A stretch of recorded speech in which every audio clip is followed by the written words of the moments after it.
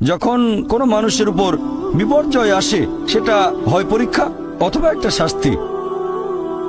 যে লোকগুলো আল্লাহ তাআলার পথ থেকে দূরে সরে গেছে তাদের জন্য এটা শাস্তি, আর যারা আল্লাহর পথে আছে তাদের জন্য পরীক্ষা।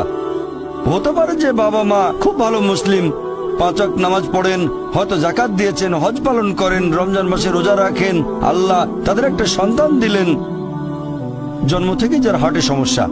সত্যিকারের মুসলিম, সত্যিকারের মুমিন বলবে আলহামদুলিল্লাহ, আল্লাহ তাআলা তোমাকে অনেক ধন্যবাদ, আল্লাহ তাদের পরীক্ষা করছেন। আরেকটা লোক যে কৃতজ্ঞ নয় আর এই পরীক্ষায় হয়তো পাশও করবে না, সে বলবে কেন, সে লাফালাফি শুরু করবে, আল্লাহর কাছে অভিযোগ করবে যে কেন আল্লাহ তাআলা আমাকে এমন বিকলাঙ্গ সন্তান দিলেন জন্ম থেকে যার হার্টে সমস্যা। আর পরীক্ষা যত কঠিন পুরস্কার তত বেশি, পরীক্ষা যত কঠিন পুরস্কারের পরিমাণ তত বেশি। যখন কোনো মানুষের উপর বিপদ